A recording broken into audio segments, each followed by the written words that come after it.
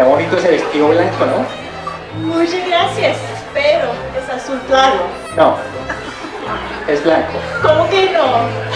Yo ¿Cómo lo que estoy no? viendo blanco. Pero a veces el color parece un poco subjetivo, ¿no? Qué pena, no, qué pena, pero yo soy biólogo y el color no es subjetivo. El color es una entidad física y uno lo ve de la forma que es. Pero la percepción del color a veces es diferente, dependiendo del contexto. No, qué pena, pero yo creo que estás aquí. ¿Sabes qué? ¿Por qué no aprovechamos que acá hay 4 especialistas del color Ah, sí. para que nos expliquen cómo es el maní con el color? Bueno, me parece una idea fantástica. Ciencia más C. Entonces, sin más preámbulo, muchas gracias, Kate. Un aplauso para Kate.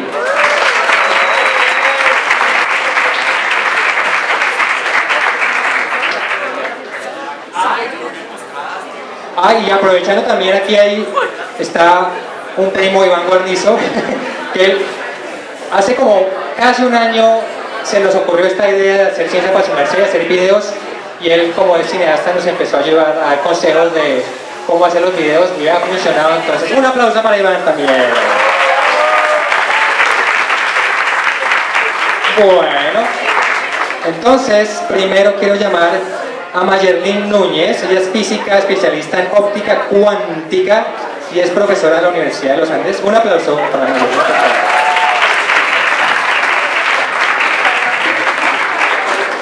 Carolina Pardo, ella es bióloga especialista en la genética del color en insectos y es profesora de la Universidad de los Andes. María Alejandra Charria, ella es médica oftalmóloga, profesora de oftalmología para medicina en la Universidad de La Sabana, trabaja en un consultorio particular para que vayan. Un aplauso, por favor. Y Nicolás Colorado, él es gestor de aquí de Aldea y es pintor, realista y especialista en grabados. Un aplauso, por favor.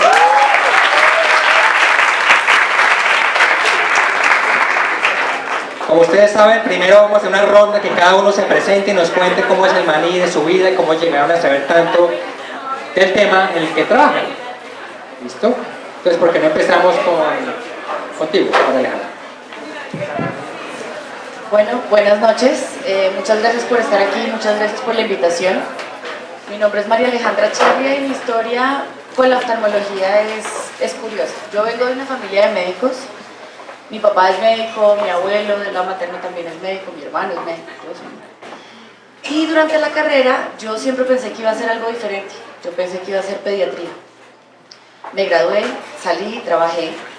Y un gran amigo y colega mío, una vez que lo llamaron a operar, oftalmólogo, me invitó y yo me senté en el microscopio y fue amor a primera vista. Yo supe que ya no quería hacer nada más, sino dedicarme a los ojos, y así fue. Dejé todo, renuncié, estudié, pasé y aquí estoy, enamorada de lo que hago. El amor de tus ojos. Carolina.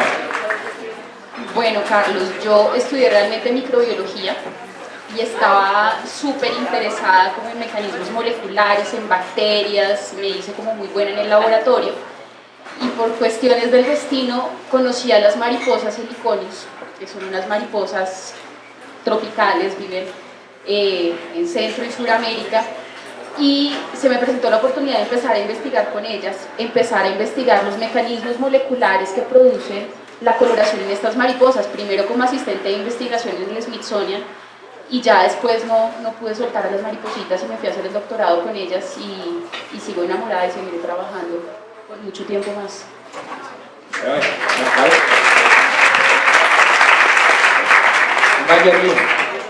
Buenas noches, muchas gracias por la invitación. Pues a mí la física la verdad me gusta mucho, soy física experimental, entonces desde que era, no sé, al final del colegio me apasioné por los experimentos en física y en la universidad descubrí un poco cómo funciona la luz y las propiedades o qué experimentos uno puede hacer con óptica, y de ahí me dediqué a trabajar con luz y la interacción de luz con materia. Entonces a mí lo que me gusta es ver cómo a partir de luz, de atomitos, de luz y de interacción con átomos, uno puede hacer cosas interesantes y puede aprender muchísimo de la luz y de la materia. Entonces ahorita trabajo más en experimentos que hacen fotones enredados, que ya más adelantico les contaré un poco qué es esta cosa de fotones enredados y cómo interactúa este tipo de luz tan especial con materia y qué podemos aprender de eso. Entonces, son experimentos y para mí los experimentos son como un Lego gigante que me gusta un montón. Entonces, Aplauso.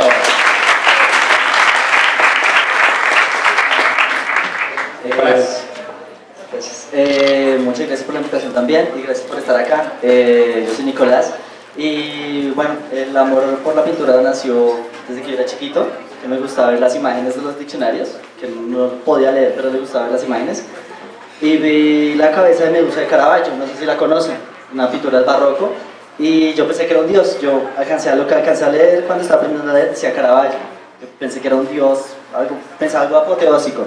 Entonces cuando fui creciendo, me di cuenta que era, que era pintura y empecé a trabajar, pues empecé a estudiar como los grandes pintores. Estudié en la academia un tiempo, pero aparte empíricamente pues experimentaba también con los colores, con los pigmentos y con los aglutinantes.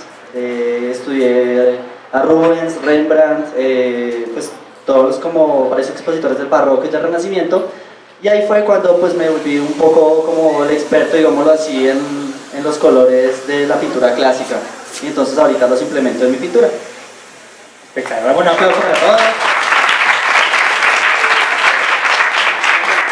Bueno, entonces la idea es que ustedes ya saben cómo los que no han venido antes, la dinámica aquí es que vamos a charlar y ustedes van a parar oreja. Vamos a evitar lenguaje técnico. Cada vez que alguien diga una cosa medio compleja, un término que no se entiende, yo hago esto. ¿Se oye? No se oye la tía. No se oye. De pronto tampoco se oye. ¿Sí se oye? Ah, sí se oye. Bueno. Entonces ya saben, ¿no? Cualquier término técnico, yo no sé física cuántica cómo va a ser, pero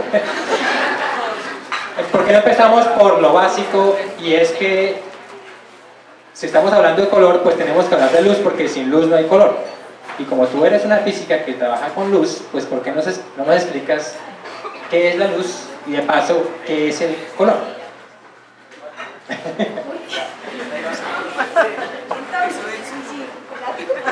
Volático, sí. Entonces cuando uno habla de luz, o sea, desde hace mucho tiempo la gente comenzó a preguntarse qué era esta cosa de la luz. Y entonces, haciendo varios experimentos, yo no sé, muchos han visto el experimento de Newton con el prisma. Entonces, Newton con su prisma llegó a la conclusión de que la luz es una partícula. ¿Sí? Entonces, que la luz blanca uno la puede descomponer en varios colores, o sea, hay varias, lo que nosotros llamamos técnicamente longitudes de onda, y entonces los colores para los físicos son un numerito que llamamos longitud de onda. Entonces Newton se dio cuenta desde 1600 que la luz eran corpúsculos y entonces dijo son partículas. Después, mucho tiempo después, la gente comenzó a hacer muchos experimentos con luz y se dio cuenta que con la luz pasaba lo mismo que con las ondas en el agua, que habían fenómenos de interferencia y que tenía un comportamiento ondulatorio. Entonces, a finales de, no me acuerdo, Young, como en 1800 algo, dijo que la luz era una onda electromagnética, una onda. Y entonces la gente habla de luz. Bueno, tampoco exageremos, pues. Entonces, cuando ellos llegaron a la conclusión de que era una onda, y después de que la gente comenzó a estudiar un poquito más la física, llegó a la conclusión de que es una onda que llamamos ondas electromagnéticas, que se usan en todas las aplicaciones que ustedes ven en tecnología hoy en día. Entonces, los colores son una parte de ese espectro de ondas electromagnéticas a las cuales pertenece la luz. Sí, los colores. ¿Y qué más les cuento? Y después, en 1900, después de que llegó Einstein se obtuvo su premio Nobel de Física por algo que se llama el efecto fotoeléctrico.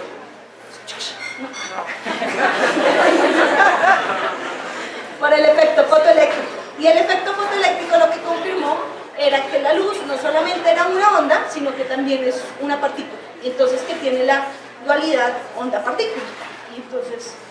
Y el color es una parte chiquita de ese espectro electromagnético que ustedes me imagino que conocen, las microondas, los rayos X, todos son el mismo tipo de ondas y la luz, el color, es la parte de ese espectro que nosotros podemos ver.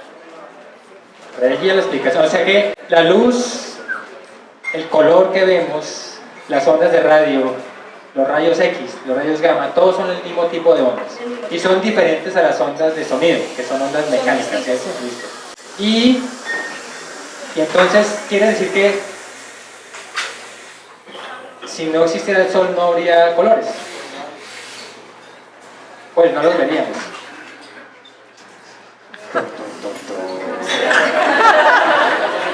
Si no existiera el sol, no habrían colores. Claro, tampoco existiríamos nosotros, pero... Bueno, su pregunta es un poco filosófica. Sí, porque el color yo creo que es la parte del espectro electromagnético que nosotros vemos. Entonces hay un pedacito de ese espectro electromagnético que tú ves, que llamamos color, y que es la luz blanca que se descompone, ahorita les voy a pasar acá para que vean, en muchos colores. Pero no solamente es el sol, o sea, los diferentes elementos cuando se calientan emiten colores. Y entonces cada elemento caliente, un vapor de algo, una lámpara de mercurio o las luces de neón, emiten colores. Y entonces estos colores son muy específicos de ellos y entonces existen independientemente de que exista el sol. La bestia. Bueno. Y entonces, ahora hablemos un poquito de... Tú hablaste que es la luz y el color. Hablemos un poquito ahora cómo nosotros los humanos vemos el color. ¿Cómo es el maní? ¿Qué está pasando ahí en el ojo? ¿Qué es lo que hay ahí? Bueno, el ojo es como una gran agrupación de estructuras que llevan a percibir la luz para que nosotros podamos entender el color. Entonces, el ojo es una cámara, la superficie del ojo es como si fuera un vidrio de reloj que se llama la córnea. Debe haber un mínimo de luz que pase a través de la córnea. La parte negra del ojo, que llamamos la niña del ojo, es un orificio por donde pasa la luz, y detrás hay un lente que cambia el grosor para poder enfocar los rayos. Y esos rayos se enfocan en la parte de atrás del ojo, en la retina. Y la retina tiene dos partes grandes. O sea, una que es unas celulitas que se llaman el epitelio pigmentario y que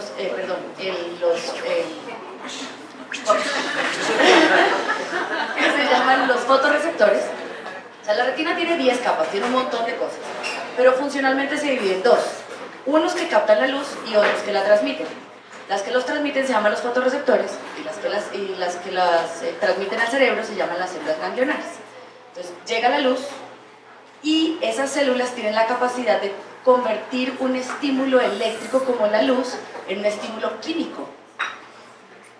Entonces se percibe la luz, los fotones estimulan unas estructuras dentro de los fotorreceptores y eso se convierte en una señal química que va a dar al cerebro. La vía visual pasa desde adelante hacia atrás, todo hasta atrás, y en la corteza visual es donde se interpretan las imágenes y los colores. Aunque se perciben en el ojo, se interpretan en el cerebro. O sea que esa imagen va hasta la parte de atrás del cerebro. Así es. ¿Y por qué no a la de adelante más rápido, no? Porque la de adelante tiene otras funciones. Pero es fascinante, o sea que la luz sale del sol, llega a la Tierra, rebota contra algo, lo que está reflejando, pasa por el ojo, llega a las células y después al cerebro. ¿Así es el maní? Sí. A ver, bueno. Sí, de hecho la luz que se percibe no depende de la luz como tal, sino de la superficie de los objetos. Los objetos tienen la capacidad de absorber luz y reflejar luz. O sea, cuando nosotros vemos un color rojo, quiere decir que de la luz del sol, de todo el espectro visible, todos los demás colores están siendo absorbidos por la superficie y se refleja la longitud de onda del rojo. Eso estimula, o sea, nosotros tenemos varios tipos de células que perciben la luz y las imágenes y los colores. Estos fotorreceptores estimulan unos muy especiales que son los del rojo. Convierten una señal química especial y se percibe en el cerebro el rojo. O sea que si no hubiera sol, no percibiríamos los colores. Y nosotros tenemos como tres conos, tres células, tres tipos de receptores que perciben color, ¿no? Sí, de hecho tenemos 4. La retina se divide en zonas, como si fuera un mapa, como si fuera un barrio, pues. Entonces, cuando ustedes miran a una persona cuando están enfocando algo, se ve con la zona del ojo, que es una zona muy específica, que se llama la fovea, ¿sí? Esa zona, con la que uno ve con detalle, enfoca, ve nítido, está llena de unos fotorreceptores que se llaman los conos. Esos conos tienen la capacidad de percibir el color. El resto de la retina tiene unos fotorreceptores que no perciben color y se llaman los bastones, así como los de los cielos, o sea, bastones blanco y negro, así. Y están en toda la periferia. De esos conos hay tres tipos: los que perciben el rojo, los que perciben el verde y los que perciben el azul. Nosotros tenemos solamente esos tres, pero podemos percibir millones de colores por las mezclas y la estimulación que produce la luz en ellos. Súper interesante. O sea que cuando uno ve con el rabillo del ojo, ve más blanco y negro, y cuando ve directo a... Exacto. Cuando uno ve un movimiento aquí, como que alguien pasa aquí, los bastones. Y cuando uno enfoca, cuando yo te miro a ti, te estoy viendo con mis conos.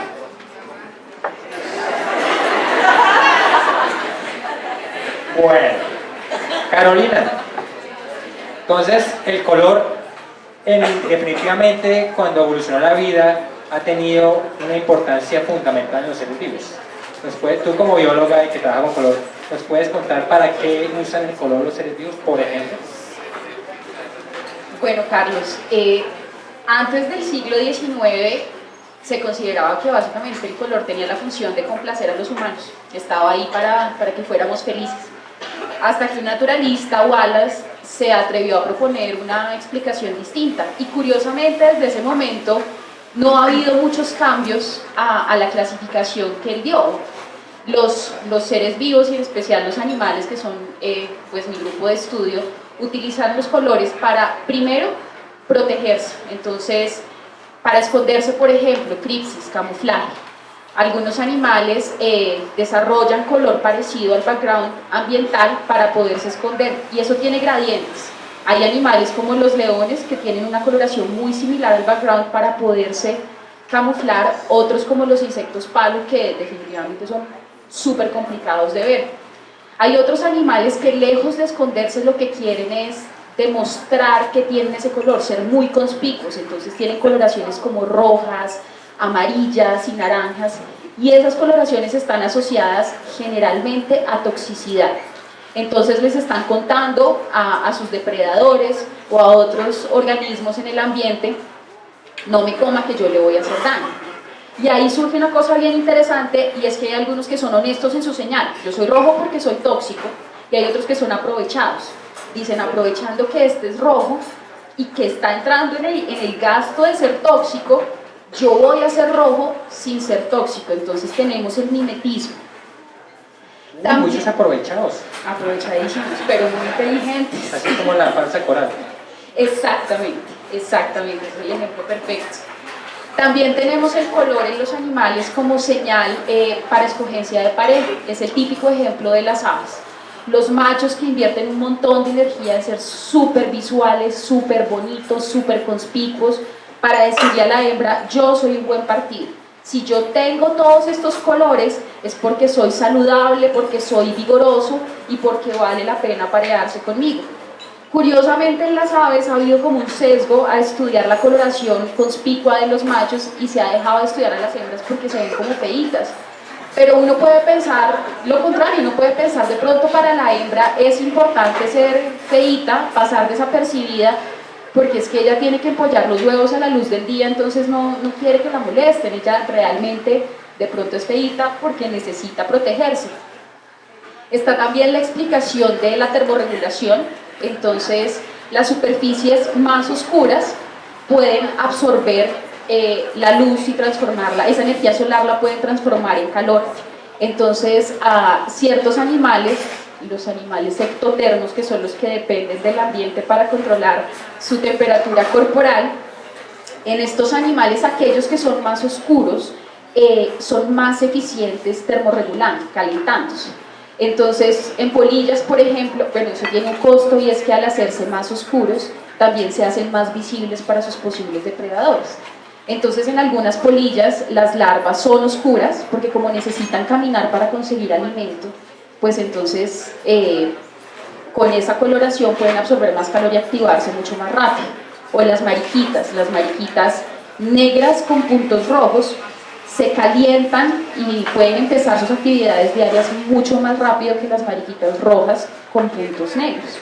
Y en los camaleones una cosa bien interesante es que también el color les ayuda a detener ese calentamiento. Son oscuros mientras que están tomando su baño de sol, pero una vez han logrado esa temperatura óptima para activarse, inmediatamente cambian el color azul o a verde para no sobrecalentarse. Y una que se ha propuesto recientemente es que aquellos animales que son más oscuros, más melánicos, tienen más melanina, es para protegerse de los microbios, porque algunos pigmentos tienen actividad antimicrobiana. Entonces se ha sugerido que, por ejemplo, las aves que son, y bueno, algunos vertebrados que son más oscuros en zonas tropicales, precisamente se debe a que las plumas que tienen más melanina son más difíciles de degradar, o las células que tienen más melanina son más difíciles de degradar, entonces puede ser una acción de protección contra los microbios. Maravilloso. Entonces, cuando vean un animal, una planta, la próxima vez vean ese color, puede ser que tenga una función, ¿no? Puede ser que esté termorregulando. Incluso la piel de los humanos también tiene función, ¿cierto?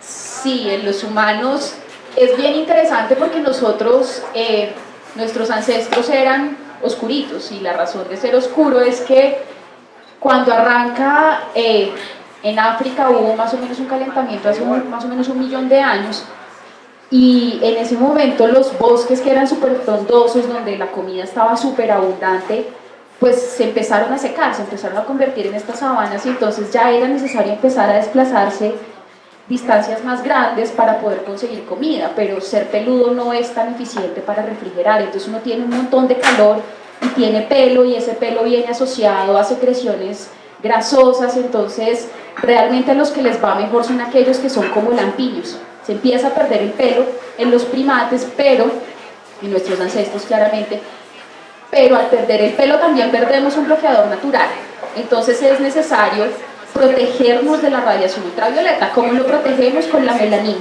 La melanina es ese bloqueador natural, entonces por eso nuestros ancestros en África, oscuritos, nos estamos protegiendo con melanina. Pero una vez salimos de África, hace más o menos 70.000 a 100.000 años, dependiendo de la fecha que uno le quiera poner, ya tener esa coloración oscura en otras latitudes, llegando a Europa, pues ya no es tan chévere. ¿Por qué?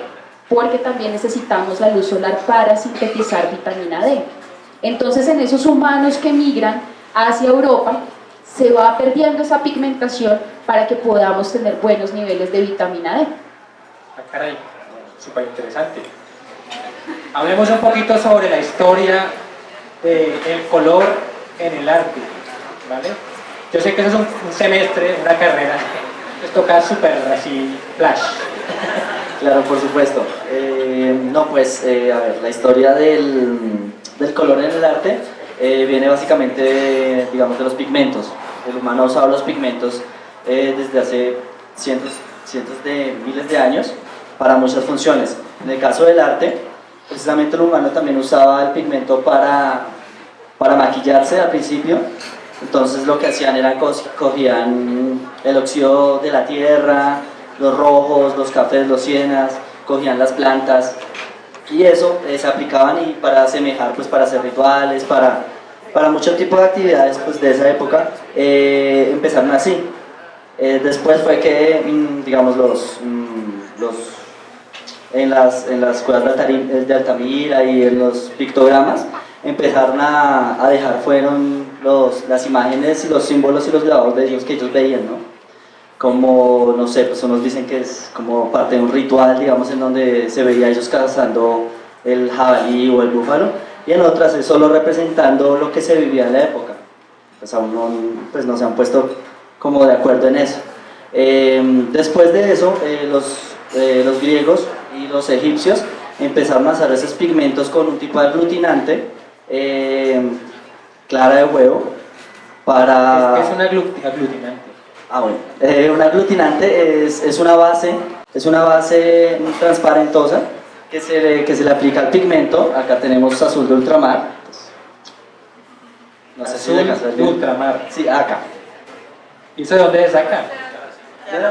Sí, el azul de ultramar, primordialmente en la época pre-renacentista se sacaba de una piedra, lapislázuli, se sacaba de ahí, sino que bueno, se usaba bastante. De hecho, los encargos de las pinturas del Renacimiento, las primeras, la pintura que tuviera azul era porque era alguien ostentoso que podía pagar ese tono, porque el lapislázuli era como casi en esa época un diamante, sino que en eso lo trabajaban, lo trituraban, lo volvían pigmento y lo pintaban, como si alguien ahorita pintara con polvo de oro en esa época.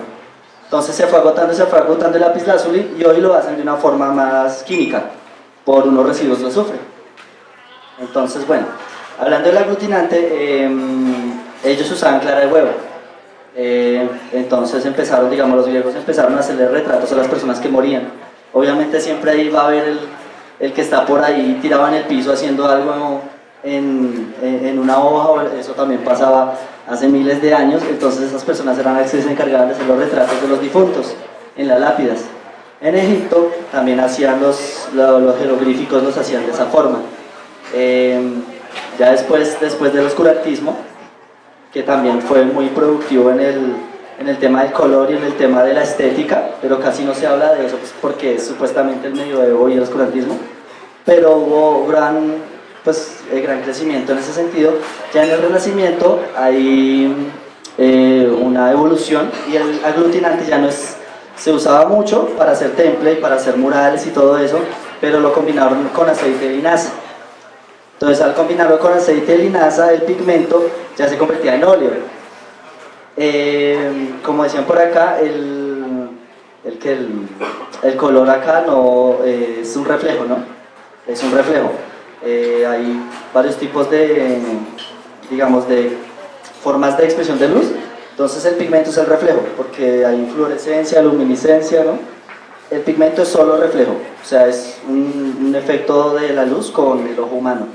Entonces, el aceite de linaza nos crea un efecto formidable, sobre todo en pinturas, digamos, como, no sé, pues, la Mona Lisa, que es tan famosa y todo eso. Solo viéndola de frente, uno podría entender lo que es, pues, ese tipo de pinturas.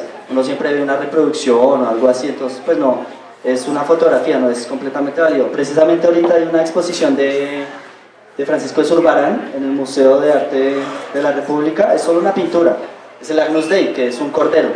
Deberían ir a verla, ahí se entiende. ¿Por qué? Porque el fondo de la pintura él lo hizo gris y a partir del gris fue pintando el cordero. Entonces tú a lo lejos lo ves plateado, te acercas y ves todos los pequeños detalles que él hizo con el pincel. Entonces es muy diferente ver una obra, digamos, pues, reproducida a una original. Ya en lo contemporáneo ya hace, digamos, en el modernismo era con los impresionistas, era más bien la impresión que daba el amanecer, digámoslo así, la impresión que daba el amanecer, entonces daban el tono exacto y era muy expresivo. Entonces usaban colores muy básicos y era más bien como la impresión del ojo, como verde sesgo, algo así, más bien, no era una nitidez así del Renacimiento del Barroco. Y hoy ya pues se trabaja el arte, digamos, por colores, digamos, ya tú hablas de color rojo. El color rojo tiene muchos significados, o sea, sangre, pasión, poder. Entonces ya a partir de eso, el artista habla del color. Pero pues más o menos ese es un pequeña historia. Muchas gracias, súper interesante lo que Microestructuras o del material mismo que la componga y de las propiedades de ese material, llámese queratina, llámese quitina. Entonces pueden jugar con la luz de diferentes formas y producir color, generar el efecto de color, aunque ahí no haya pigmento. Y curiosamente pues son los más versátiles porque no dependen químicamente de nada, duran muchísimo más, porque mientras que la estructura se mantenga inalterable, pues ahí va a estar el color un montón de tiempo, no es como el rojo que se puede oxidar o pues, los pigmentos como tal, y eso tiene un montón de aplicaciones, Carlos. Si ustedes han visto la mariposa morfo, la típica azul que es como muy famosa, eso es un color estructural, ahí no hay nada de pigmento, no hay azul pintado, esos son las escamas del ala que tienen una organización particular y generan ese color azul. Y esa mariposa en particular, el estudio de la microestructura y del color que produce, fue utilizado por los cosméticos para producir la sombra azul metalizada que las niñas a veces usamos. O existen telas en este momento libres de pigmentos, libres de químicos, que se utilizan, que son así, azules metalizadas o verdes metalizadas, cuya estructura está completamente basada en este estudio de coloración animal de microestructura, y pues la idea es que esa industria se está moviendo mucho en esa dirección, generar coloraciones a partir de no utilizando tintes, ser mucho más amigables con el ambiente, simplemente utilizando y generando efectos físicos con microestructuras. Súper chévere, esos estudios de aplicaciones de la industria basados en el estudio de la naturaleza. Hay un montón. ¿Tú qué has comentado? Sí, cuando hablabas del azul, justamente estaba pensando que en física uno de los colores más difíciles de producir es el azul. Entonces, no sé, todos han visto los láseres. Los láseres son unas fuentes de luz monocromáticas que son muy útiles porque son muy, o sea, puedes apuntar con un láser y ves a una longitud muy grande el mismo puntico más o menos. A eso se le llama longitud de coherencia. Entonces los láseres son estos dispositivos que tienen un solo color y que la gente usa para entender propiedades de física atómica y para entender, para hacer un montón de aplicaciones, ya vamos a ver. En las discotecas, sí. Y en las discotecas también. Y uno de los colores más difíciles de producir en láser es el azul porque justamente tiene más energía. Entonces uno de los premios Nobel de física justamente se otorgó por la producción de diodos azules. La última que se lo ayer. Ayer salió una que también tiene que ver con láseres, pero no me acuerdo cuándo fue, como en los 90, o en el 2001, que fue un premio Nobel de física que se otorgó justamente porque se pudo producir diodos láser de color azul. Y si ustedes se han dado cuenta, en los últimos 15 años los televisores han cambiado su tamaño, porque antes era esta caja gigante donde uno tenía un tubo grandísimo para producir un televisor, y ahorita hay estos televisores donde ustedes ven el RGB. Y esto, Netflix. Pero estas pantallas que te permiten ver estos colores se pudieron hacer gracias a la invención del láser azul. Si no, no podríamos tener estas pantallas ultra delgadas. Pero también fue algo bien difícil. Cuando les dé por decir, ¿para qué vamos a financiar la ciencia básica? Bueno, para poder ver televisor, Netflix. Bueno, tú querías también adicionar. Incluso en los humanos el azul tiene su quit, porque por ejemplo nosotros tenemos 120 millones de receptores para el rojo y verde y solamente 6 millones para el azul, y están en una zona diferente. En la zona con la que vemos más nítido está saturado de rojos. Los rojos son el mayor número, luego vienen los verdes y por último los azules en la zona más periférica. Entonces nosotros, incluso los humanos, vemos con más nitidez los rojos que los azules. Los azules se logran desenfocar un poco. No, pues sigamos toda la clase hablando del azul porque está muy interesante. Siguiendo con el tema, Mayerlin, ¿por qué no nos cuentas sobre física cuántica? No, pues sí. Tú trabajas con física cuántica del color. ¿Cómo es cuántica óptica? Óptica cuántica. Óptica cuántica. ¿Eso qué es? Y no puedes decir nada técnico. Y si no, o con todas las aplicaciones, pues, que ya es como más. Listo. Cuando uno habla de óptica, uno habla de la ciencia que explica cómo se propaga la luz. Entonces ustedes hablan de lentes, miran las diferentes propiedades de la luz en un medio, entonces uno dice, pues ahí necesita refracción o la luz. O sea, habla de cómo se propaga la luz. Y esta luz generalmente son muchos fotones. Entonces uno nunca habla de un solo fotón. Cuando uno va a hacer óptica cuántica, uno habla de la luz a un nivel más básico. Y el más básico es decir que tenemos 1 o 2 fotones. Entonces lo que yo hago, o lo que trabajamos aquí en la Universidad de los Andes, es trabajar con pares de fotones. Entonces trabajamos con muy poquitos fotones y en particular trabajamos con pares de fotones. Entonces estos pares de fotones los producimos en un material especial Y estos pares de fotones uno puede decir que están enredados o correlacionados. Entonces, porque son pares de fotones que son gemelitos y que se pueden propagar en direcciones distintas, pero como son gemelos, se parecen mucho.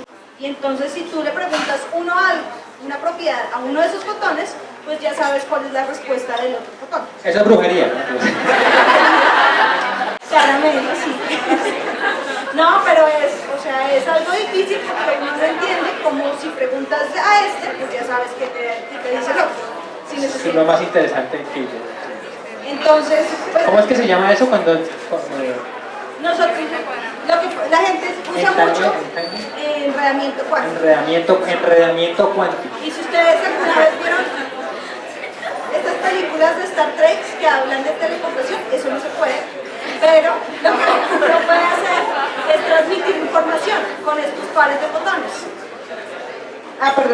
Lo que uno sí puede hacer es transmitir información con pares de fotones. Entonces, si yo le mando una información a uno de ellos, pues yo sé cuál es la información que va a medir el otro, así estén separados a kilómetros de distancia. Y eso es lo que se llama el enredamiento cuántico. Y si ustedes han escuchado, ahorita muchos computadores quieren tener esta cosa que se llama el computador cuántico.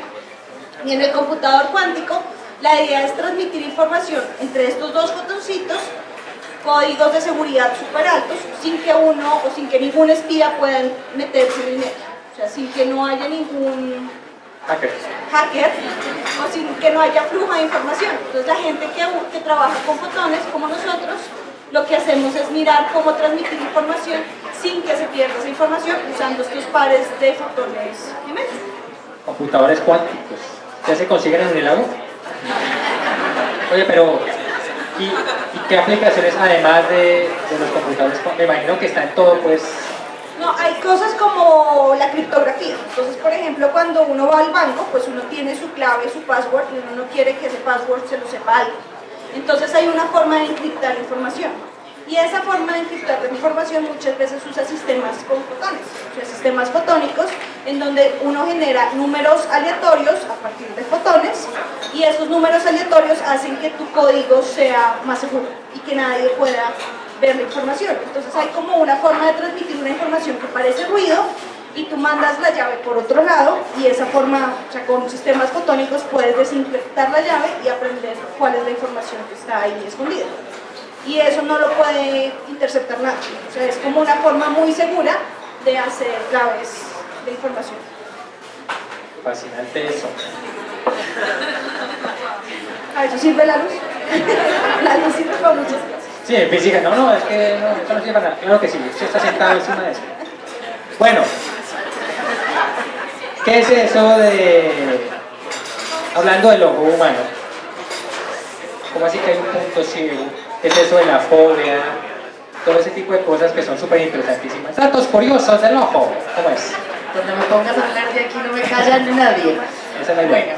Bueno, como les digo, en la parte de atrás del ojo, el ojo es un compartimento cerrado. En la parte de atrás se extiende como un tapete transparente, esa es la retina. Yo les dije que había unas celulitas que se llaman los fotorreceptores encargadas de percibir la señal y otras que lo transmiten. Las que lo transmiten son las células ganglionales. Y todas esas fibritas, cuando se unen, o sea, todo el tapete hace como un manojo así, y forman el nervio óptico que sale del ojo al cerebro. Ahí no hay fotorreceptores, ahí no se percibe la luz, ahí no se percibe nada. Entonces solamente se transmite. Ese espacio físico que mide 1.5 milímetros, como no se percibe luz, es lo que se llama el punto ciego, lo que corresponde al nervio óptico. Y pues algo les había dicho que la retina está dividida como en zonas, en la que hay una zona central, que es la que más fotorreceptores tiene, que se llama la fovea. Ahí hay un montón, rojos, verdes, todo. En la parte de afuera, que ya es la, pues, dependiendo la cantidad de nitidez, van cambiando las zonas. La de mayor nitidez, la fovea, luego viene la mácula y luego viene la retina periférica. Entonces, en la mácula hay conos y un poquito de bastones, y en la retina periférica solamente hay bastones, no hay nada de conos, que es con la retina que nosotros percibimos básicamente los movimientos y los contrastes rápidos de luz. Los conos están encargados de ver los detalles y los colores. Entonces, por ejemplo, cuando nosotros todo el tiempo constantemente estamos moviendo los ojos para mirar y enfocar a lo que sea, a las imágenes, a las personas. Cada micro movimiento es porque porque el ojo se encarga con todo su sistema de lentes de enfocar la luz en la fobia. Entonces nosotros vemos con la fobia. Si uno deja el ojo quieto, uno deja de ver, ¿no? Empieza uno como a ver, como a perder el color, ¿cierto? Si uno deja el ojo fijo. Sí, eso es verdad. Y por eso, esta es la razón de muchas de las ilusiones ópticas que existen. Y lo que pasa es que, pues como Yerin bien decía, los fotones son energía física. Y esos fotones van a estimular unas sustancias que están dentro de los fotorreceptores, que son unas proteínas muy chéveres que se llaman las rodopsinas. Pero esas rodopsinas en nuestro ojo tienen la desventaja que se agotan rápidamente. ¿Se agotan? Se agotan, o sea, se produce una cantidad y como que sirve para transmitir la señal y otra vez toca volver a producir y otra vez toca volver a producir. Entonces, como que cuando nos quedamos, o sea, el ojo para poder enfocar la luz en la fobia tiene que estar en constante micromovimiento. Si dejamos el ojo quieto, ese sitio donde estamos estimulando se le agota la energía a los fotorreceptores y debe volver a producir. Por eso es que se desvanecen los colores. No. Así es. Así es. ¿Te puedo hacer una pregunta? Claro. Es que a veces yo veo unas cosas flotando en el aire, que son como transparentes, ¿Cuántos de aquí ven esos mosquitos flotantes? ¿Quién lo va a trabajar? pero cuando enfoco se van. Yo como, quédate quieto, nunca lo puedo ver bien. Claro, y se mueven todo el tiempo. Sí, haciendo se como mueven. así. Y tienen figuritas como de lombriz, como de mosquito. Sí. Como... ¿Eso qué es? Bueno, esto no tiene que ver con la luz, pero sí. Entonces, dentro del ojo hay muchas estructuras. Está la parte de delante del ojo donde está el vidrio de reloj que les conté que se llama la córnea, luego viene el lente natural del ojo que se llama el cristalino, y hay un espacio grande que está antes de la retina, que está ocupado por un gel, que se llama el gel vítreo. Ese gel debe ser transparente. Con el paso del tiempo, ese gel cambia su consistencia, ¿sí? Hace un proceso, o sea, las partículas cambian su conformación física y se hacen visibles. Entonces, eso es literal un gel cuyas partículas se han hecho visibles y con cada micromovimiento del ojo las vemos y se ven sobre todo en fondos claros, cuando vemos al cielo, cuando vemos un fondo blanco, ¿sí? Y desaparecen cuando enfocamos cualquier otra imagen. Es un cambio normal con el paso del tiempo, no le quiero decir a nadie que está pasando el tiempo. Y es un proceso, pues es un fenómeno normal dentro del ser humano. Si se llega a acompañar de flashes de luz o de destellos, deben consultar inmediatamente al oftalmólogo, ahí les dejo tarjetas a todos. Pero sí deben consultar al oftalmólogo porque pues ese gel está adherido fuertemente a la retina y cuando se ven esos flashes de luz es porque está haciendo tracción y puede favorecer a un desprendimiento de retina. Wow, súper interesante. Carolina, tú trabajas en la Universidad del Rosario con la genética del color de las alas de las mariposas, entre otras, ¿no? Sí. Entonces yo quiero saber un poco sobre la herencia de color porque mucha gente tiene esa curiosidad. Si un ratón negro se casa con una ratona blanca, ¿los hijos tendrán color gris o es un poco más complejo? Ya quisiéramos que fuera así de simple, Carlos. No, resulta que la herencia del color, pues uno está acostumbrado a ver como colores discretos, entonces rojo, amarillo, negro, y uno piensa que así de fácil va a ser la herencia, y resulta que no, y precisamente solo tenemos que mirarnos a nosotros y mirar acá alrededor y darnos cuenta que tantos colores como personas hay acá. La mayoría de organismos donde se ha estudiado el color, la herencia del color, nos hemos dado cuenta que es un rasgo poligénico, es decir, que hay muchos genes que están implicados en su control, en su formación. No solo los genes que están encargados como tal de poner la pintura, acá voy a poner negro, acá voy a poner blanco, acá voy a poner azul, sino también los genes que patronan o que generan formas. Entonces esta mariposa va a tener acá una mancha, esta mariquita va a tener acá un punto. Son muchísimos genes, nada más en humanos se han identificado pues, al menos unos 10 genes implicados en la cascada de coloración de la piel, y pueden interactuar, tienen diferentes efectos el uno sobre el otro. Entonces no hay una respuesta sencilla a la pregunta. Desafortunadamente pues seguimos haciendo avances. Las mariposas en las que yo trabajo son uno de los modelos donde más información se ha acumulado sobre la genética de coloración, pero aún así puedo decirles que es bastante complicado. Entonces todavía hay un montón de trabajo para hacer en ese campo. Sí, haciendo una acotación precisamente por eso, pues se me vino a la mente algo como que cada pintor en cierta época es como un genoma. Trabaja con ciertas herramientas, ciertos colores, ciertas características de la técnica, pero depende de su estética, depende de lo que quiera mostrar. Puede pintar una manzana, pero no, o sea, pueden haber 50 pintores y todos van a pintar una manzana totalmente diferente, con los mismos colores, con los mismos pinceles y con la misma paleta. Entonces, pues se me vino a la mente eso. Y hablando de eso, Nicolás, ustedes han visto una serie que se llama Colombia Bio, de conciencias que hablan sobre, pues, hacen expediciones a los parques naturales. Hay una que se llama Chiribiquete. De hecho, tenemos la fortuna, acá está el director Carlos Arturo, y yo viendo ese documental muestran que en el Chiribiquete hay unas pinturas que al parecer tienen como, no sé, 12.000 años o más, o sea, viejísimas. Que es como súper curioso porque va más allá que supuestamente del momento en que llegaron los indígenas. Pero ahí muestran al arqueólogo que trabaja con esas pinturas, dice que los indígenas utilizan las rocas que están ahí para hacer las pinturas y el color de ellas. ¿Nos puedes contar un poquito cómo es el maní, de dónde salen esos colores y cómo es el proceso? Por supuesto.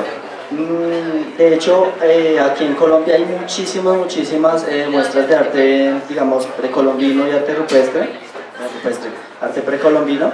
Digamos, precisamente hace poco estuve en Tausa y allá hay como un mostrario de cómo hacían el tejido. Entonces eso también tiene pues muchísimo tiempo y era como un catálogo de tejidos de la época. Y es muy color?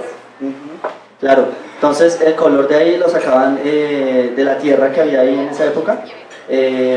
Normalmente pues estos colores minerales, son los colores minerales, son rojos, cafés, amarillos también hay, depende de la tierra de la zona. Antiguamente era la forma básica de sacarlos, ¿no? El rojo ocre, el siena, todos esos salen de la tierra. Después, de una forma pues, así como natural, empezaron a sacar los colores de la biología, de las plantas. Entonces salían otros colores como, digamos, el rojo de cochinilla. Antiguamente, en el medioevo, era que titulaban las cochinillas, los marranitos, y salía un rojo, y ahí salía el color.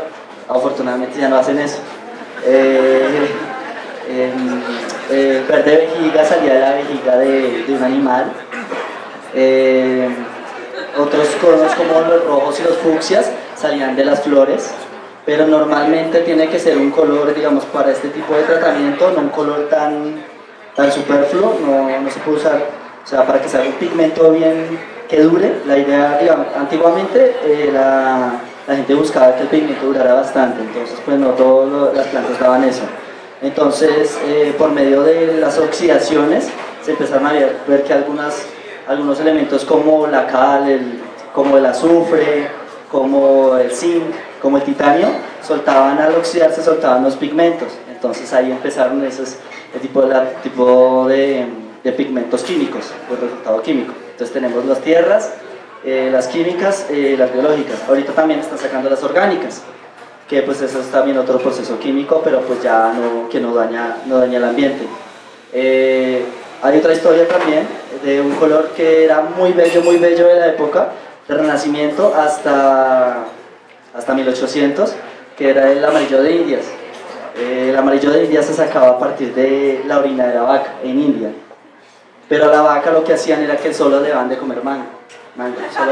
Sí, entonces la vaca solo comía mango, obviamente hepáticamente se iba muriendo, eso era lo que pasaba. Entonces empezó a orinar amarillo, ese amarillo era muy bello y fue usado muchísimo tiempo, hasta que, bueno, la vaca obviamente se moría, solo 6 meses, 7 meses, pero le sacaban exactamente lo mismo que le sacaban a la azulita antiguamente.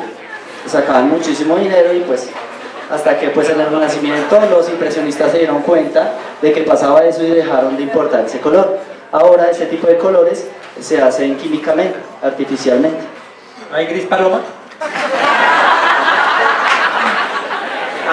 Bueno, hablando de los grises, el negro humo, el que ven ustedes, hay muchísimo, o sea, cualquier negro que vean, normalmente se saca de los huesos de los animales. Se calcina el hueso del animal y esa calcinación es el pigmento. Entonces está el negro humo y está el negro óxido, pero normalmente es humo. Y tú cuando pintas, es que no tengo idea, cuando vas y compras los pigmentos, me imagino que algunos tienen más precio que otros, pero es igual el mismo color, te dicen, no tiene un descuentico para el azul, y tú no, pero es que es el mismo, no sé, ¿cómo es el asunto de los precios? Sí, pues aquí digamos, normalmente yo creo mis propios óleos. Tengo uno que otro pues comprado, pues los típicos Van Gogh o Winsor & Newton, pero normalmente yo los preparo. El pigmento lo venden acá en los químicos, allá también venden pigmentos para cocina, para cosméticos, entonces pues depende también de tus necesidades, ¿no? Entonces en este caso yo pido el siena, el amarillo ocre, y todos normalmente son baratos, o sea, 1 kilo de pigmento amarillo te cuesta 4.000 pesos y eso te rinde muchísimo. Pero hay otros colores que sí es muy difícil de conseguir, como el amarillo de Indias. El pigmento amarillo de Indias solo se consigue en Europa, toca mandarlo a importar y pues es complejo y eso sí es mucho más caro. ¿No se puede simular ese amarillo con otro? Sí, claro, se pueden llegar a algunas cosas, pero digamos el amarillo de Indias es una laca de pigmento, entonces lograr esa transparencia solo se puede, digamos, estudiando a Rembrandt, él lo que hacía era, usaba talco, o sea, creta, carbonato de calcio, con lo que se hacen las tizas, él trituraba eso y lo combinaba con los pigmentos y con el aceite y daba un efecto translúcido bien bello, y eso es muy barato, y eso también se hace. Era como pirata. Sí, pero funciona. En el semáforo más cercano. Sí, pues de esa forma era que... De hecho esto también es como un tipo de alquimia, o sea, es como experimentar, prueba y error y todo eso, pues para lograr algunos efectos y algunos acabados, porque no hay cómo hacer las cosas, ¿no? Tenemos el Tratado de la Pintura de Leonardo da Vinci, tenemos los institutos de Cennino Cennini, que también habla mucho del color, y hasta Rembrandt tiene, o sea, hay un estudio que habla de su paleta, pero cada artista experimenta con el color y el aglutinante. Wow. Mayerlin, ahorita estábamos hablando del efecto Doppler. Entonces, sí, ese que ustedes todos lo reconocen, que salen aquí, pasa el Transmilenio pitando, ¿cierto? Entonces, eso es con ondas mecánicas de sonido, ¿cierto? Eso también ocurre en la luz. ¿Nos puedes contar cómo es eso y cómo se relaciona con la astronomía? Pues cuando uno habla de las estrellas, uno hace algo que se llama el espectro de emisión-absorción de la estrella. Entonces, nosotros nos enteramos de que las estrellas estaban hechas de los mismos gases que hay en la Tierra, porque cada átomo, cada elemento emite luz con unos colores muy específicos, ¿sí? Entonces, cuando la gente comenzó a hacer lámparas de luz y comenzó a estudiar el efecto de la espectroscopía, que es como se llama esta ciencia, pues se dio cuenta que la lámpara de argón o la lámpara de hidrógeno pues tiene las mismas líneas que si uno va y le pone un telescopio al sol y mira cómo está hecha esa luz, o sea, cuáles son las líneas de la estrella, los colores que emite la estrella. Y si uno mira estas líneas están súper bien definidas y dependen del material que hay dentro de la estrella. Si estas líneas se corren hacia el rojo o hacia el azul, es una indicación de que la estrella se está acercando o se está alejando. Entonces la gente, ¿cómo sabe que las estrellas o las supernovas o las galaxias se acercan? porque miran cómo es el espectro y lo comparan con las líneas que ya conocen, y si está un poquito corrido hacia el azul, o sea, si vemos longitudes de onda más pequeñas, es porque se está acercando, y si vemos longitudes de onda más grandes, que es lo que pasa cuando uno ve una ambulancia que se acerca, pues eso significa que las estrellas se están alejando. Y es la forma como la gente o los astrónomos reconocen que hay astros que se acercan y se alejan con este efecto Doppler, pero aquí nosotros no nos damos cuenta. Y al parecer todos se están alejando, o sea que el universo se está expandiendo. Eso dicen, eso dicen. Sí, o sea, pero hay estrellas y hay, por ejemplo, cúmulos de estrellas que uno ve que se van acercando o que están en la Vía Láctea y que uno ve que no se están alejando tanto, pero cuando miran como las estrellas más lejanas, pues la conclusión siempre es que el universo se está expandiendo. Ah, caray. Bueno. María Alejandra, servicio social. Cuéntanos, ¿tú trabajas o te especializas en el glaucoma? Sí. ¿Eso qué es? Yo, pues aparte de hacer oftalmología, hice 2 subespecialidades. Una que es segmento anterior, que es la parte de adelante del ojo, que es toda la parte óptica por la que pasan los rayos de luz, ¿sí? La córnea, el cristalino, etc. Y además hice una subespecialidad de glaucoma, que es una enfermedad muy especial del ojo. El ojo puede estar intacto ópticamente, pero si no hay cómo transmitir la señal, pues por supuesto no se va a percibir la luz. El glaucoma es una enfermedad que no se siente nada. Todos debemos tener un chequeo.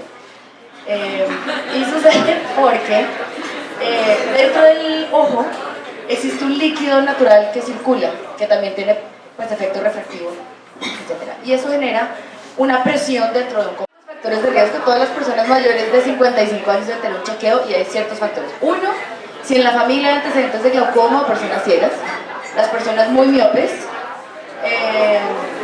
¿Cuántos miopes hay aquí? ¿Operado vale? Operado vale. Operado vale. Las personas muy miopes, pero sobre todo el antecedente familiar y la edad. Las mujeres tenemos más riesgo que el resto de la población solo por ser mujeres. Entonces esos son como los grupos que deben chequearse a partir de ese momento, si todo está en orden, cada 2, cada 5 años. Yo tengo una pregunta, pero de pura ignorancia, puede ser que sea una burrada de pregunta. Las personas que nacen invidentes, ¿sueñan en color o en blanco y negro?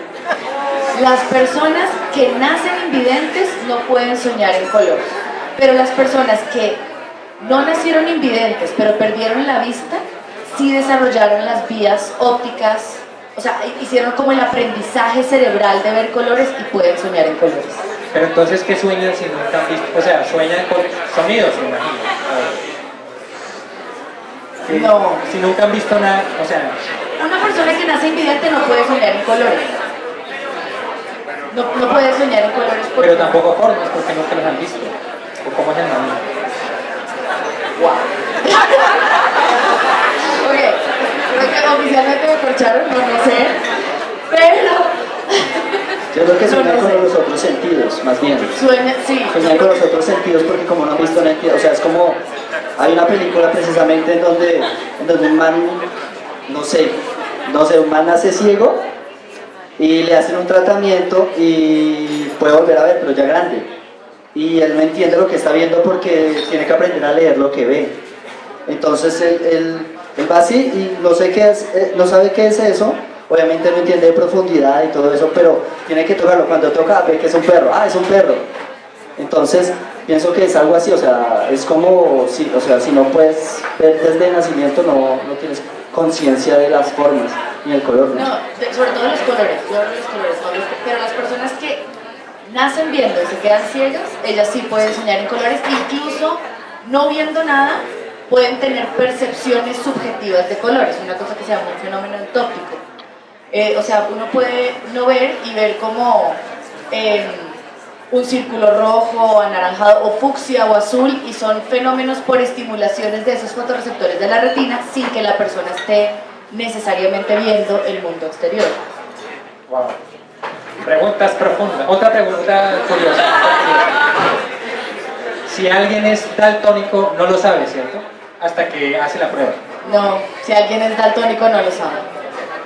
No, o sea, cuando se viste así como raro, y la gente le dice como, parce, que se puso hoy, y él se va dando cuenta poco a poco que es daltónico, pero él no sabe, pues aprendió a ver de esa manera, no conoce otra forma. De hecho, los daltónicos, por eso que les conté que los fotorreceptores más frecuentes, o sea, los más abundantes son el rojo y el verde. Entonces hay dos tipos de daltonismo, las personas que no pueden ver rojo y las personas que no pueden ver verde. No es que no los vean, es que los ven grises.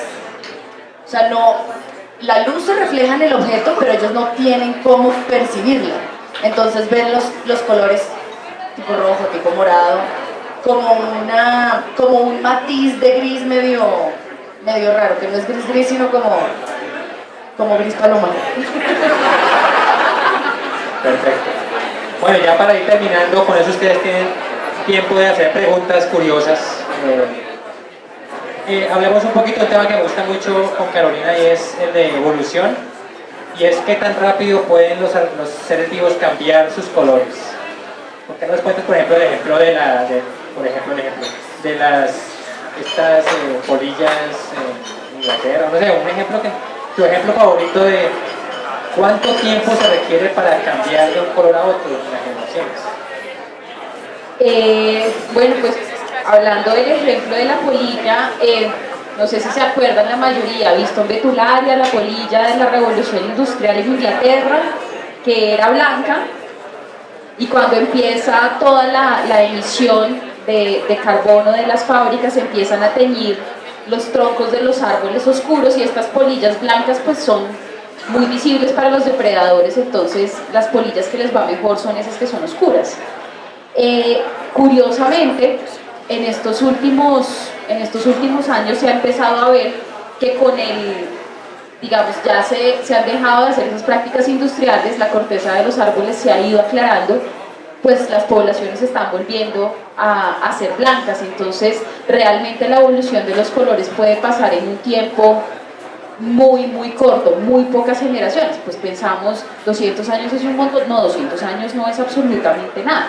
En las mariposas heliconios que yo trabajo, hablamos de que son una radiación evolutiva que pasó muy rápido, muchos colores evolucionaron de forma muy rápida, entonces hablamos de 5 millones de años, que todo el mundo dice eso es un montón, en tiempo evolutivo eso no es absolutamente nada. Entonces cuando los colores están bajo la acción de selección natural, o sea, son importantes para supervivencia, realmente pueden evolucionar muy rápido. Próxima generación, aquí todos amarillos. Otra pequeña acotación precisamente que viví, porque cuando inauguraron el humedal Juan Amarillo por la parte de la 80, habían patos zambullidores y pues ellos en el lago pues comían pececitos y todo eso. Durante muchos años la gente los visitaba, los iba alimentando con chitos, con comida así, chatarra y todo eso. Ellos tenían el pico naranja y durante, yo creo que en el transcurso de 10 años, todos tenían el pico blanco. Perdieron totalmente toda la pigmentación del pico. Entonces creo que eso fue... Eso es porque los pigmentos, las pinturas como tal, pueden ser, el organismo las puede o sintetizar, o sea, cogen de la dieta y las pueden metabolizar y generar pigmentos, o usualmente lo que pasa en los picos de las aves, son secuestradas, esos pigmentos son secuestrados y simplemente son movilizados a las estructuras al que el organismo pues necesite colorear básicamente. Entonces sí, al cambiar la alimentación, claramente se está cambiando, se está alterando este mecanismo de coloración, particularmente en las aves. La razón de eso es que el material genético de todos los seres vivientes es absolutamente dinámico. El DNA no es la doble hélice que no se mueve y es estática, no. El DNA se modifica todo el tiempo por el ambiente. El DNA es dinámico, por ejemplo, eso de los colores de los animales, o por ejemplo, que haya aumentado la miopía en los últimos años porque utilizamos la visión cercana mucho más que la visión lejana. O sea, el DNA es súper dinámico y se modifica, y por eso es que esos cambios suceden en tan poco tiempo. Wow. Me pregunto si las polillas bogotanas se están oscureciendo con Transmilenio. Bueno. Ahí hay un proyecto de tesis bien interesante. Entonces ahorita vamos a hacer la trivia. La trivia es simplemente que hacemos 4 preguntas. pueden hacer ustedes o las puedo hacer yo. Y la persona, ustedes eligen, yo decido quién elige la persona y los que ellos elijan contesta, y si contesta bien pues se le da un premio, y si no contesta mal pues se le da la oportunidad a otra persona para que conteste, y son 4 preguntas. Bueno. Entonces, No te entendió, ¿no? Voy a hacer 4 preguntas. Y hay premio. Si quieres ver la primera, momento.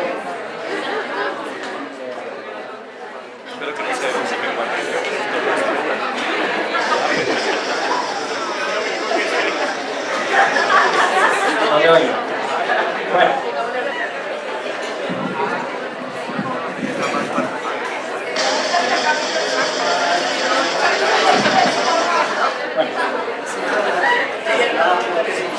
No funcionó. Bueno. Primera pregunta.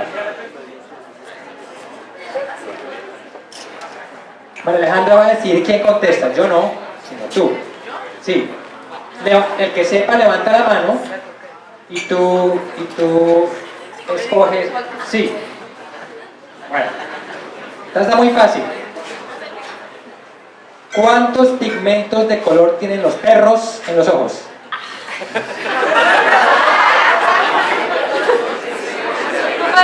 Hay un montón de manos levantadas.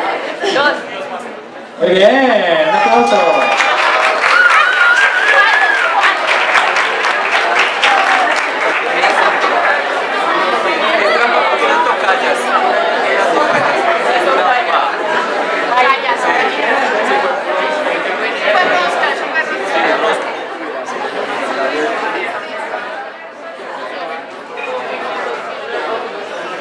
Listo, siguiente. Carolina va a decir quién contesta. Levanta la mano. Tú escoges a tu albedrío.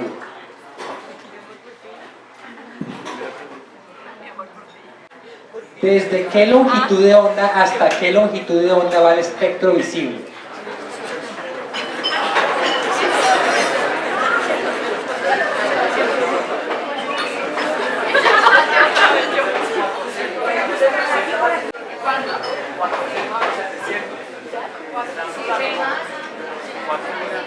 Sí.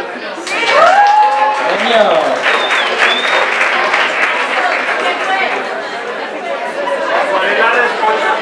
Desde los 400 hasta los 700 nanómetros.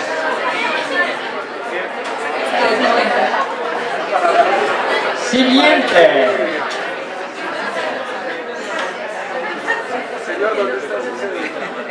Estamos aquí en una discusión interna porque Pues era más o menos, ¿no? 390 Más o menos. Mayerlin, tú decides quién contesta. Esta está fácil entonces. De 2 ejemplos de animales que puedan ver ultravioleta y 2 que puedan ver infrarrojo. O detectar, pues.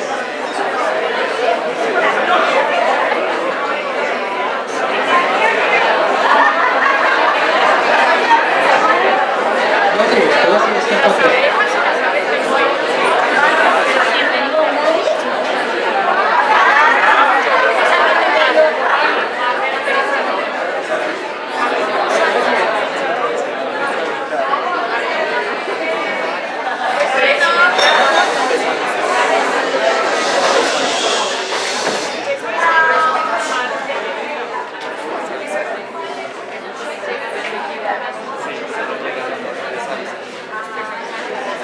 Bueno, en el rango de la visión ultravioleta tenemos a las abejas. Eran 2 y 2, 2 de cada uno. Y la avispa. Y en el rango tenemos a la serpiente.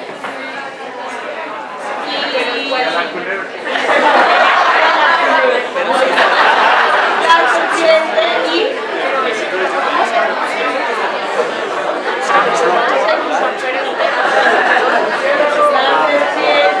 O da 2 nombres de serpientes.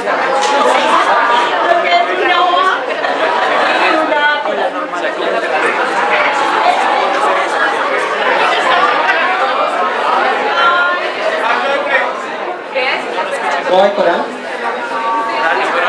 Coral no.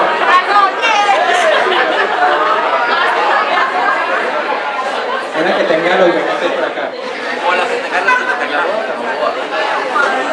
Voldemort no. ¿Qué más?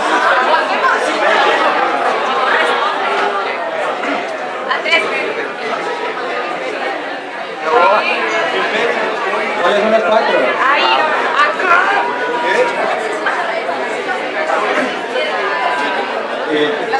Para infrarrojo, dipéridos y boidos que tienen receptores, las boas y las víboras, ¿ya?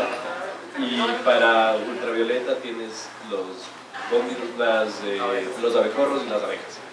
Muy bien, un aplauso.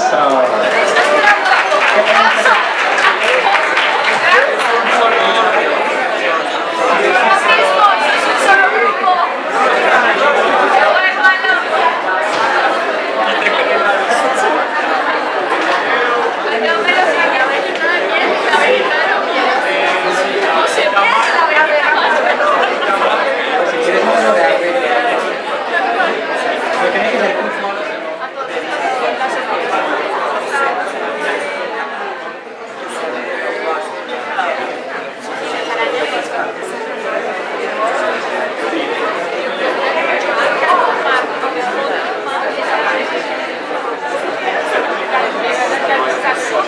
Siguiente, última pregunta. Bueno, esta pregunta la voy a hacer yo. ¿Qué pintor tuvo un periodo azul? Tú decides, Tomás.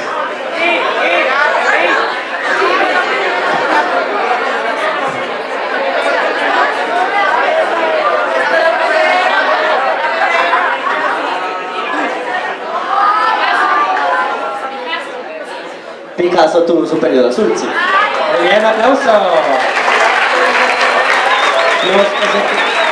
Los que se quedaron sin MOOC, pues pueden comprar MOOCs y calcomanías y todo eso. Muy bien. Entonces, antes de pasar a las preguntas de ustedes, quiero agradecer a la aldea por prestarnos el sitio, a los organizadores, a los voluntarios, a Simersauria, a Kate y a nuestros panelistas. Un aplauso, por favor.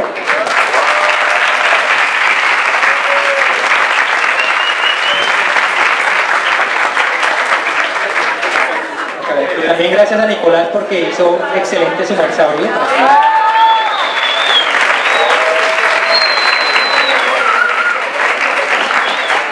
Con verde paloma.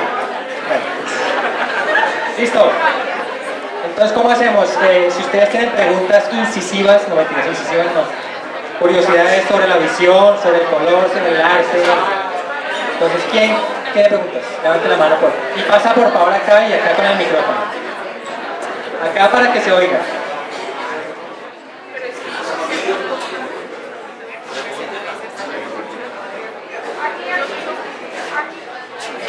Una sencilla. Esta es para Carolina.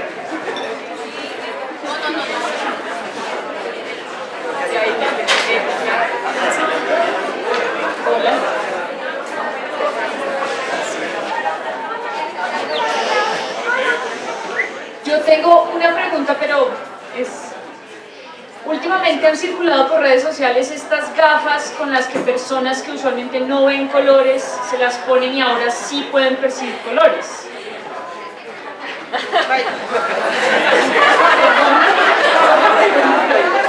Entonces me preguntaba un poco como, claro, ¿cuál es la tecnología detrás? Porque yo pensaba como el cerebro está acostumbrado a ver una cosa, cómo esas gafas o cómo esas nuevas tecnologías permiten ahora acceder a ver colores que antes uno no veía.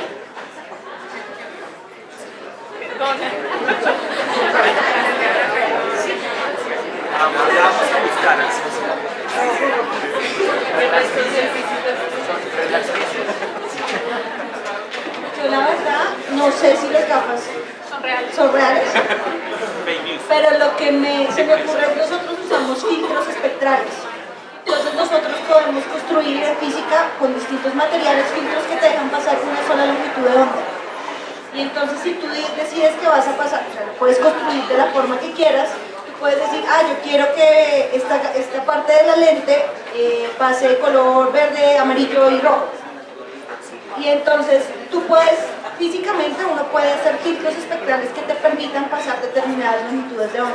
Entonces la única cosa que se me ocurre es esa, pero no sé si existe.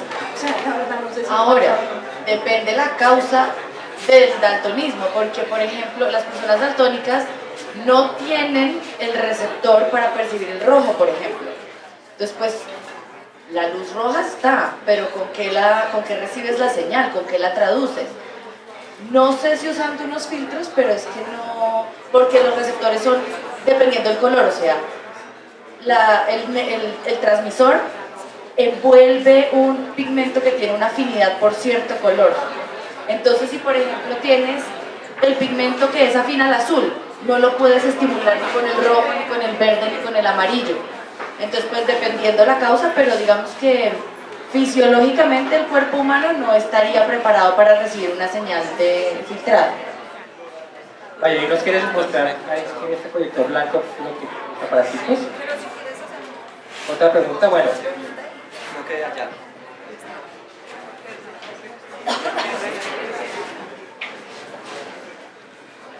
Hola, si el color está asociado a una longitud de onda dentro de un espectro visible, creo que para nuestra, digamos, raza es subjetivo. Todo lo que sea infrarrojo y ultravioleta también son colores, así no los podamos ver, pero los podemos reconocer cuando los de alguna manera solapamos a nuestro espectro visible, ¿cierto? Eso por una pregunta. Y otra que es un poco más artística es que si el negro es la ausencia de la luz, ¿se puede considerar un color?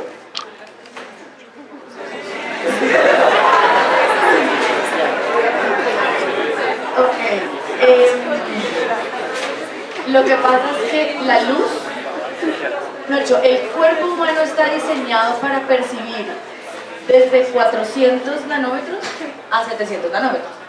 No quiere decir que no hayan colores por abajo ni colores por arriba, solamente que nosotros como humanos no los podemos percibir. O sea, el ojo, las estructuras que tenemos no están diseñadas para percibirlos. Los perciben animales, pues como dijeron ahorita, porque tienen otras estructuras que les permiten captar un espectro más amplio. Pues yo creo que esta pregunta la puedes complementar. Por ejemplo, aves, por ejemplo, mariposas, ellos pueden ver ultravioleta que nosotros no podemos ver, y para ellos pues esa señal que perciben tendrá alguna función en particular. Nosotros no la vemos, o también las infrarrojas con las serpientes. Eso tiene un montón de aplicaciones, no quiere decir que no existan, simplemente nosotros no las podemos ver.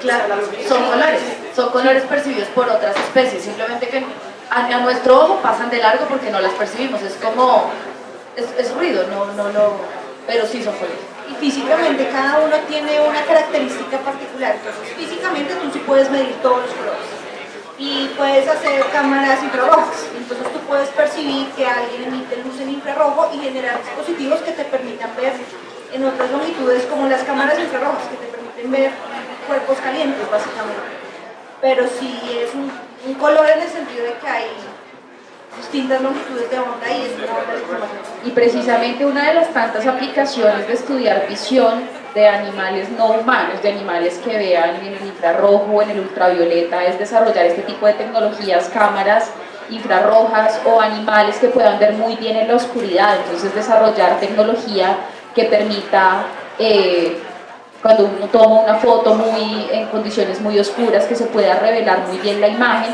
Estudiar la capacidad de visión de otros animales también tiene un montón de aplicaciones en industria, porque pues nada, facilita un montón para nosotros desarrollar aparatos para que veamos cosas que antes no veíamos. O sea, el color es una entidad física que existe independientemente que haya un receptor o no. Sí, exacto. Como el cuento de si cae un árbol en un bosque y no hay nadie que lo escuche, hizo ruido. Bueno, siguiente.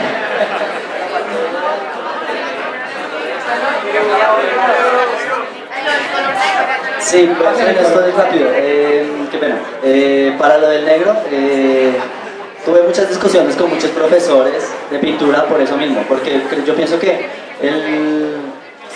el color negro sí es un color. Si vemos, digamos, el barroco, se usaban el claroscuro, era el juego de la luz y la oscuridad, y siempre Yo pienso que dentro del arte hay una subjetividad en donde alguien diga, no, el negro es un tono que es carencia de luz, entonces es un tono neutro, entonces no está catalogado como color. Puede que sí, pero dentro de mi campo, que es la pintura, el negro es un color y es un color bastante importante dentro de la pintura, así muchos pintores le tengan miedo. Hola, María Alejandra.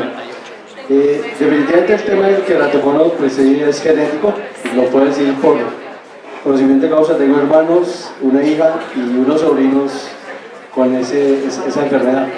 ¿Cuáles, digamos, son los síntomas primeros para uno como detectar la enfermedad y cuáles son las medidas de precaución que tú recomiendas para ese tipo de problemática visual?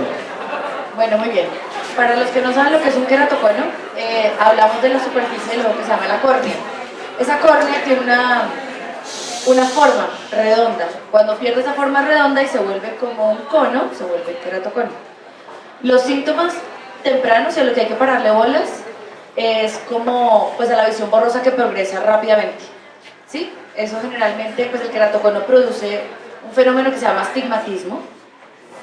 Y cuando hay un astigmatismo que aumenta o un astigmatismo muy alto, se sospecha queratocono. Para las personas clínicamente es difícil sospecharlo en casa, pero son fórmulas de gafas que cambian rápidamente, por ejemplo. O en personas que tengan alergias respiratorias, rinitis o conjuntivitis alérgicas que se rascan mucho los ojos, ese trauma mecánico deforma la superficie del ojo y es favorecedor de queratocono, y eso está demostrado. Entonces esos son como los síntomas de los cuales estar pendiente y ante cualquier duda, pues ya saben, ahí está su mente servidora.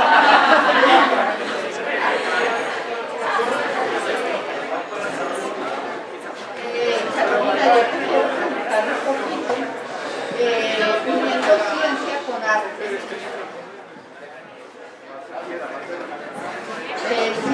Uniendo ciencia con arte. Las telas que tú dices que están tratando de hacer sin pigmento, lo hacen técnicamente, solo con grandes técnicas o manualmente también se pueden hacer, y si se pueden hacer manualmente, ¿dónde se puede aprender? Realmente todavía no está industrializado. La aplicación, hay una marca que estuvo patentada hace muy poco tiempo, entonces todavía no se puede aprender. No sé exactamente qué material estén utilizando, pero todavía no está ampliamente distribuido. Fue una investigación muy reciente y hasta hace poquito la produjeron. Recién patentada, yo no creo que tenga más de 3 años de patente, entonces todavía no hay forma de aprender a hacerlas.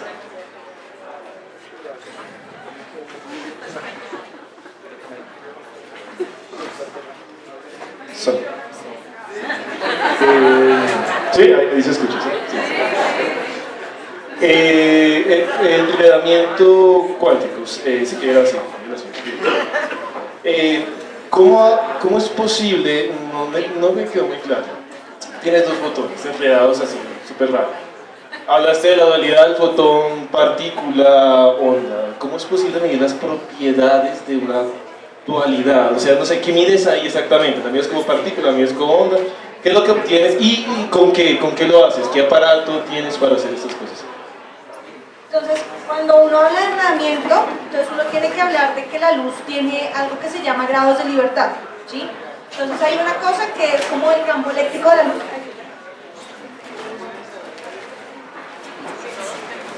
Entonces, una, por ejemplo, es el campo eléctrico de la luz. Entonces, la luz es una onda electromagnética, ¿sí? Y hay una cosa que se llama polarización de la luz, que te dicen qué dirección va el campo electromagnético. Entonces, estos son polarizadores y pues la luz que tenemos son ondas electromagnéticas. Y si ustedes se dan cuenta, giran los 90 grados.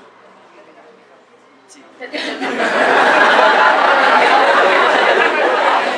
la luz toda está definida con polarización. Entonces, la luz que ustedes ven, si ustedes se dan cuenta, esto es casi transparente, es una onda electromagnética. Y esto es un polarizador, y esto selecciona una sola dirección de la onda electromagnética. Entonces yo puedo decirle a los fotones que estén enredados en polarización, y yo puedo decirle, usted vaya con esta polarización y el otro va con la otra polarización. Si yo lo superpongo, pues, o sea, yo no tengo nada, porque pues, en este caso no se transmite luz, Pero cada uno de los fotones puede tener una polarización bien definida, una dirección de la onda bien definida. Entonces esa es una forma de enredamiento que es la que la gente usa mucho para transmitir información.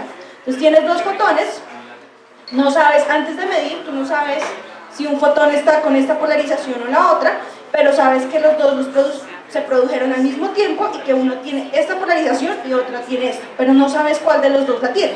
Cuando tú mides, tú ya sabes que este es vertical, este es horizontal, y entonces con solo hacer esta medida ya sabes qué pasó con el otro, ¿sí? Pero no necesitas hacer medida en las dos cosas. Entonces ese, por ejemplo, es uno de los grados de libertad en los cuales uno puede hacer enredamiento en la luz con el campo eléctrico. Entonces es como una de las propiedades en donde puedes generar y transmitir información. Y generalmente, si se dan cuenta, la polarización tiene dos valores. Una es vertical, la otra horizontal, ¿sí? Y eso es como un 1 y un 0. Entonces, si una es horizontal, le puedes decir, esto va a ser el 0. Si esta es vertical, esto es un 1, y tienes un sistema binario, que es lo que haces en computación. Entonces, con eso es que uno transmite información, y por eso está la cosa de la computación cuántica con fotones. Porque, por ejemplo, con la polarización, que es uno de los grados de libertad, puedes transmitir ceros y unos. Entonces, y estos fotoncitos que tenemos, que se producen al mismo tiempo, pues los puedes crear enredados en polarización, y entonces viajan cada uno por un lado, y tú no sabes cuál es el estado de ellos. Ellos están en una superposición, vienen palabras fáciles, superposición de los dos. Cuando mides, tú ya sabes, este medio horizontal, el otro va a ser vertical y no. Los colores que tiene la materia, sería rojo, verde y azul, se pueden originar colores propios de elementos, digamos como el hierro rojo y así. No, yo creo que eso no tiene nada que ver uno con lo otro. O sea, yo creo que los físicos se quedaron con no, mentiras, no sé. Yo no sé por qué los quarks tienen colores rojo, o sea, porque yo sé que en física hay una cosa que se llama la cromodinámica, una cosa rarísima, pero que tiene que ver con colores de quarks, pero creo que esos colores son una forma de clasificarlos y no como el color como nosotros lo vemos, ¿sí? O sea, no tiene nada que ver con el rojo, amarillo, verde que nosotros vemos, o sea, es una forma de clasificar a los quants son la medida de energía. No tiene...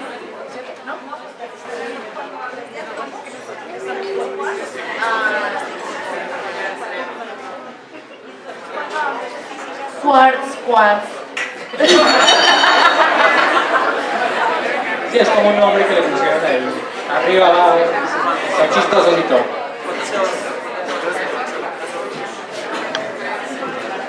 Ahorita nos muestras la ilustración. Bueno, buenas noches. Mi pregunta es la siguiente. Hay un señor británico que tiene implantado en la cabeza una antena y dice escuchar los sonidos. ¿Cómo funciona eso? Él escucha los sonidos. Los ve. No, él los escucha con la antena. Sí, él escucha colores con la antena que tiene en la antena. Escucha los sonidos.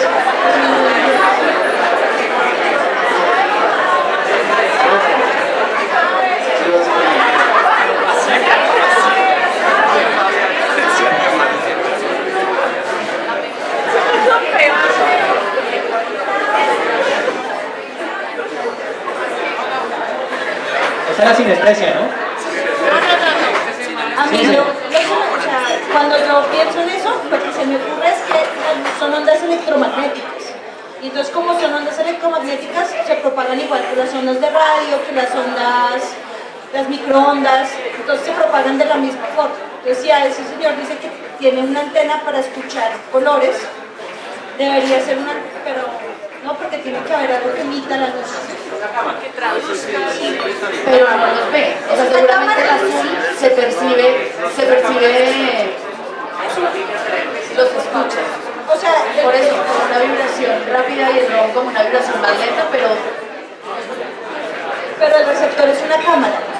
No, yo lo que creo es que el cerebro de algunas personas funciona diferente.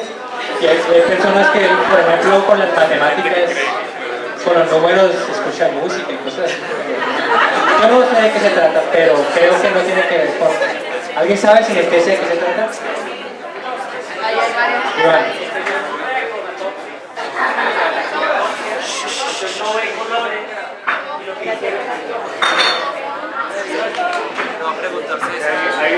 Es un artista que vive en Barcelona y él sufre cromatopsia, él no ve colores y tiene una cámara que le transmite los colores al cerebro, pero él dice, pero eso no está comprobado, que él escucha los colores, que es la sinestesia, pero es simplemente esto, es una cámara que le pusieron y es el primer ciudadano reconocido como un cyborg en Inglaterra.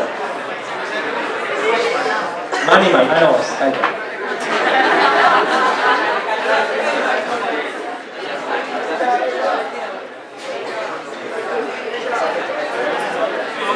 Olvide esta demostración con los colores. Antes de que se vaya. Buenas noches. Yo quiero hacer una pregunta un poco más ecológica. Una de ustedes dijo que las aves, y es algo muy conocido, que los machos son súper coloridos para llamar la atención de las hembras. Pero lo interesante de eso es cuál es el estímulo que hace que una hembra le llame la atención un macho y no otro. ¿Es el número de conos que estimula? ¿O es la percepción de las ondas de luz? ¿O es una transmisión a nivel cerebral? ¿O es algo comportamental? ¿No? Es que lo interesante del tema en realidad es la pregunta ecológica que hay detrás de eso. Es lo mismo que pasa con la pintura, ¿no? Hay unas personas que tienen más percepción y más recepción a ciertos colores y a ciertos tipos de pinturas o de colores. Entonces lo interesante es por qué. Sí, o sea, está bien que los colores existen y todo lo demás, pero ¿por qué? Respuesta corta, no sé. Respuesta un poco más elaborada, precisamente hace muy poco han habido unas discusiones en el campo de coloración y percepción de la coloración, donde se ha discutido entre los científicos que se le ha dado una prioridad muy grande a estudiar las señales emitidas, pero el estudio de la percepción de esas señales ha estado muy relegado. Entonces, en particular, pues no te puedo contestar tu pregunta. Sé que hay muchos grupos, no solo restringido a las aves, sino en muchos grupos animales, donde hasta ahora se están empezando a hacer esfuerzos de comprender cómo esas señales son percibidas por parejas, por predadores, por otros interactores en el ambiente, y realmente no se ha estudiado es porque es más complicado. Es mucho más complicado, hay que tener un montón de información adicional, un montón de variables adicionales en cuenta. Entonces es un campo de investigación que está iniciando, pero no está tan desarrollado como el campo de la emisión de las señales visuales. Bueno, buenas noches. Y mi pregunta va más enfocada hacia los animales que cambian de color, digamos pulpos y camaleones. ¿Cómo lo hacen? Y si esos cambios son voluntarios o son como respuesta a cambios en el ambiente. Son respuesta a cambios ambientales, en particular en los camaleones. ¿Cómo funciona? Las células que en ellos contienen los pigmentos, ellos tienen como unos sacos de pigmento, y esos sacos de pigmento vienen acompañados o asociados a fibras musculares. Entonces, cuando esas fibras musculares se contraen o se relajan, los sacos de pigmento cambian de forma e inmediatamente cambian el color que se está emitiendo. Y hay otros animales que también generan cambios de coloración por mecanismos distintos. Unas células particulares que contienen la melanina se llaman melanóforos. Esa melanina, esas células primero tienen una forma como de estrella, y esos brazos se pueden extender muchísimo, pueden solapar a otras células que contengan colores que estén debajo de ellas, y entonces ante diferentes estímulos esa melanina que está en esas células se puede o concentrar en el centro, revelando los colores que antes estaban escondidos, o se pueden expandir tapando los colores que antes pues que se podían ver. Entonces es básicamente cambia la distribución del pigmento dentro de las células que los contienen.